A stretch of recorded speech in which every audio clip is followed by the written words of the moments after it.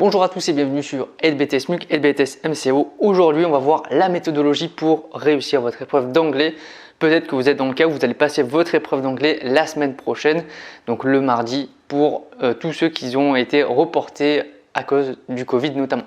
Même si vous voyez cette vidéo plus tard, c'est pas grave, si vous le faites en 2021-2022, cette méthodologie elle est encore valable puisque c'est toujours la même qu'on va appliquer à chaque fois. Alors qu'est-ce qu'on va voir dans cette vidéo? On va voir déjà quand est-ce que l'épreuve se déroule cette année en 2020, au moment où je tourne cette vidéo.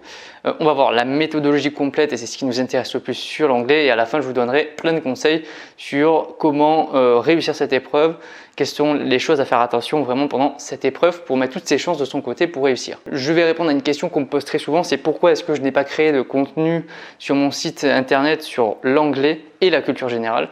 Tout simplement parce que les programmes changent chaque année et donc je ne mets pas à disposition ce type de contenu. Par contre, vous avez plein de fiches de révision pour réviser toutes vos matières générales, donc c'est-à-dire culture économique, juridique, managériale et toute la partie bien sûr du BTS MCO ou BTS MUC sur la gestion, sur la vente, etc. Donc tout ça c'est en description, je vous laisse aller voir si ça vous intéresse. Alors en 2020, l'épreuve se déroulera le mardi 15 septembre à 10h, donc de 10h à midi. Donc ça sera la deuxième épreuve que vous passerez puisque la première épreuve aura lieu le lundi de 14h à 18h pour toute la partie éco-droit et donc le lendemain dès le matin de 10h à 10h du coup vous aurez l'épreuve d'anglais. Alors l'épreuve d'anglais donc c'est 2 heures, donc c'est une épreuve qui est très rapide. Elle est coef 1,5 donc pour l'anglais pour la partie écrit.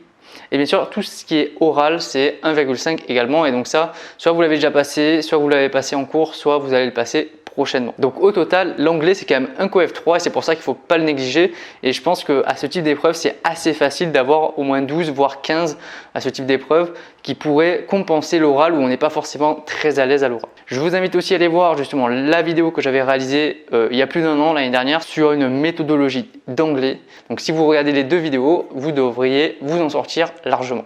Alors quel est le sujet type qu'on aura à l'épreuve d'anglais? Donc déjà vous allez avoir un texte qui est assez court, maximum 50 lignes. Donc un texte en anglais tout simplement ou en espagnol si vous faites en espagnol puisque là c'est l'épreuve de LV1 mais majoritairement on a tous de l'anglais. Donc vous aurez un texte et bien sûr un énoncé. Donc dans cet énoncé vous avez deux exercices à faire. Un premier exercice de synthèse en français, donc où vous devrez rédiger un compte rendu en français, donc c'est indiqué justement dans votre consigne le nombre de mots qu'il faut respecter, ça c'est super important. Et après vous avez la partie expression écrite, donc là vous pouvez avoir 1 à 2 questions, ça dépend du type de sujet et là par contre ça sera en anglais, dans la langue que vous aurez choisie. On va attaquer par le premier exercice qui est la synthèse. Donc première chose qu'il faut faire super attention et j'insiste dessus, c'est de respecter les conditions qui sont mises en avant dans cet exercice. Et les conditions principales, c'est bien sûr d'écrire en français et c'est le nombre de mots à respecter. Et il y a bien sûr une marge de manœuvre qui est de plus ou moins 10%. Donc là dans notre cas, on a 180 mots à réaliser, plus ou moins 10%, ça veut dire qu'on va réaliser entre 162 et 198 mots.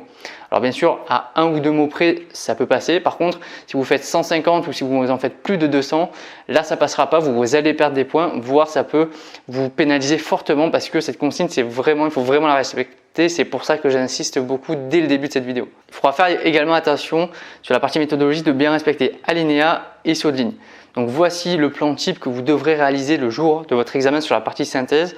Donc une introduction, vous allez présenter justement le document lui-même, quelle date, par qui il a été écrit, par quel article, quel thème est-ce qu'il va traiter. Et ensuite, vous allez rédiger 1 à 3 parties. Donc toujours penser à mettre l'alinéa dès le début, faire un saut de ligne entre l'introduction et le développement et entre le développement et la conclusion.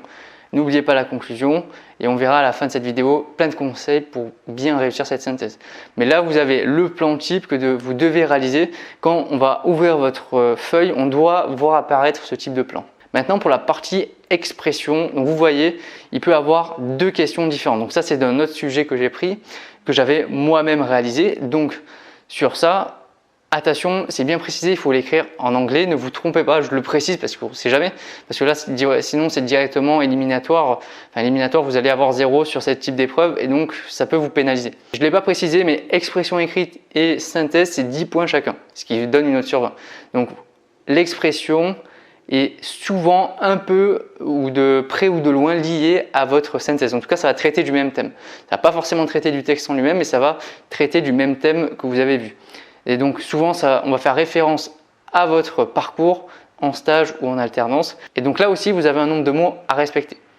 Donc la réponse, elle se fait en anglais. J'insiste encore une fois, n'allez pas faire en français ou l'inverse pour la synthèse, allez la faire en anglais, sinon ça sera 0. Faites très attention et j'insiste beaucoup sur ça. Et respectez encore une fois le nombre de mots. Donc là, c'est un minimum de mots, donc il ne faut pas faire moins de 100 dans notre exercice. N'allez pas en faire 200 ou 300, ça ne sert à rien, mais peut-être aller viser entre 100 et 130 par exemple, ça peut être pas mal. Quelques conseils pour réussir cette épreuve. Alors, tout d'abord, pour la partie de la synthèse.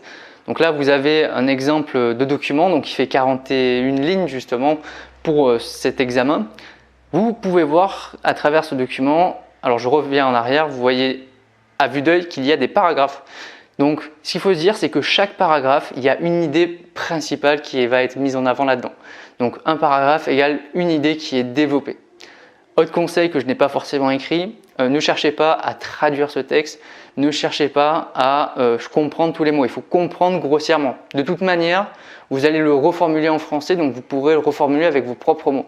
Autre conseil pour pouvoir réussir, alors déjà, votre synthèse là, il va falloir la faire bien sûr en français, j'insiste encore une fois, il faut faire dans la langue qu'on va vous demander. Il faut absolument pas traduire, c'est pour ça qu'on appelle ça une synthèse, un compte rendu.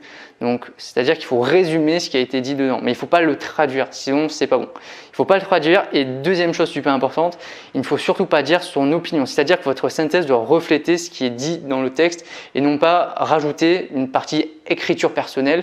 Ça c'est complètement interdit, vous risquez de perdre beaucoup de points si vous le faites. Respectez le nombre de mots et à la fin justement, après votre conclusion, dans le coin à droite, vous pouvez rajouter le nombre de mots, vous mettez 180 mots par exemple ou 185, donc il faut vraiment les compter un par un.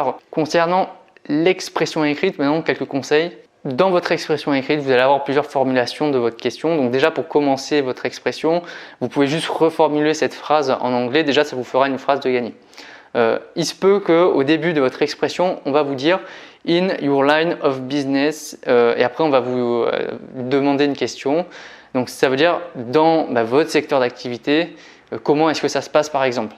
Et donc ce que j'incite à faire dans ces expressions écrites, c'est dès le début de préciser dans quel secteur d'activité est-ce que vous êtes. Cet examen d'anglais, c'est pour les BTS tertiaires. Et donc dans les BTS tertiaires, vous avez les BTS MUC, bon, les BTS MCO du coup maintenant qui remplacent, vous avez les BTS hôtellerie et restauration, les BTS NDRC, vous avez les BTS PME PMI, vous avez environ une vingtaine de BTS différents.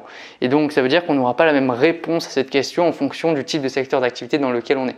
Et c'est important pour le jury de savoir, enfin pour la personne qui va vous corriger, de savoir quel type d'activité est-ce que vous faites pour pouvoir facilement trouver une cohérence dans votre réponse. On arrive à la fin de cette vidéo.